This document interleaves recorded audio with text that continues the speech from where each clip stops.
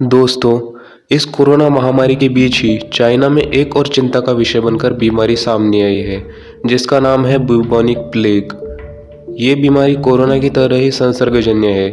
इस बीमारी ने 14वीं सेंचुरी में करोड़ों लोगों की जान ली है और भारत में भी 1 करोड़ से ज़्यादा लोगों की मृत्यु इस बीमारी से हो चुकी है। मानव इतिहास की सबसे भयंकर महामारी इस बीमारी को कहा गया है, जबकि हाल ही में चाइना में इस ब्यूबोनिक प्लेग का मरीज सामने आया है। ये मरीज एक चरवाहा है और यह बीमारी उसे कहां से हुई है, इसका पता तो अभी नहीं चल पाया है और उसी के नज़दीकी 15 साल के एक शख्स को भी सस्पेक्टेड पाए जाने के कारण क्वारंटाइन किया गया है।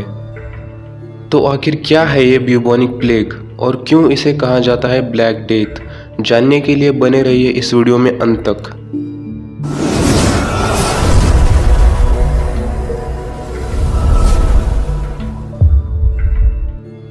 मैं आपको पहले ही बता दूं कि ये बीमारी वायरस की वजह से नहीं होती है। ये बीमारी का कारण है एक बैक्टीरिया जिसका नाम है वर्सीनिया पेस्टिस और वह बहुत ही आसानी से फैल सकती है। वो साल था सन 1347 और महीना था अक्टूबर, जब कई सारे लोग यूरोप के सिजली बंदरगाह पर चीन से आने वाले कुछ मालवाहक जहाज़ों की राह देख रहे थे। वो जहाज़ें सिजली बंदरगाह पर आ तो गई, मगर उनमें से कोई इंसान नीचे नहीं उतरा। जब कुछ लोगों ने जहाज़ों के अंदर जाकर देखा तो आगे का दृश्य बहुत ही भयानक था। उस जहाज़ पर सवार हुए कई सारे लोगों की लाशें पड़ी थी और उनकी त्वचा पर काले धब्बे दिखाई देने लगे। उनमें से कुछ लोग मौत की डोर थामे जिंदा बचे थे। उस समय देखने वालों को तो कुछ समझ में ही नहीं आया कि आखिर इन्हें हुआ क्या है। उन्हें तो ये भी पता नहीं था कि ये एक संसर्गजन्य बीमारी है और उस समय के लोग ऐसी बीमारी को दैवी प्रकोप मानते थे। मगर एक ऐसी बीमारी की शुरुआत यूरोप में हो चुकी थी जिसने दुनिया भर में करीब 20 करोड़ लोगों की जान ली।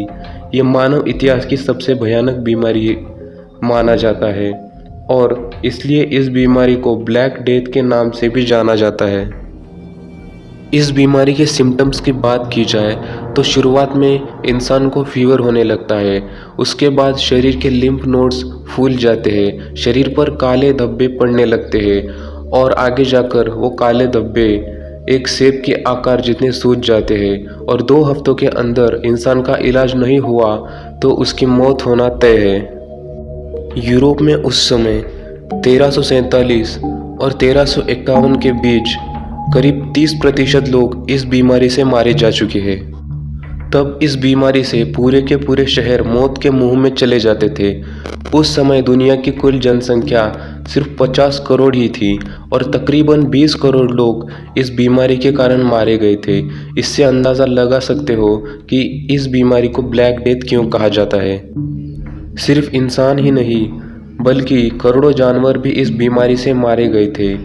जानवरों की वजह से फैलने के कारण ये बीमारी मच्छर और चूहे के ज़रिए आसानी से फैल जाती थी।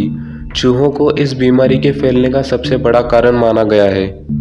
चाइना में जिस इंसान में ये बीमारी पाई गई है उसकी हालत तो अभी स्थिर बताई जा रही है। उसके संपर्क में आए एक 14 साल का लड़का सस्पेक्टफुल पाए जाने के कारण उसे अभी आइसोलेशन में रखा गया है, लेकिन इस बीमारी का आउटब्रेक होने के आसार तो अभी कम ही दिखाई दे रहे हैं। लेकिन चाइना में अभी लेवल 3 की वार्निंग भी जारी कर दी गई है।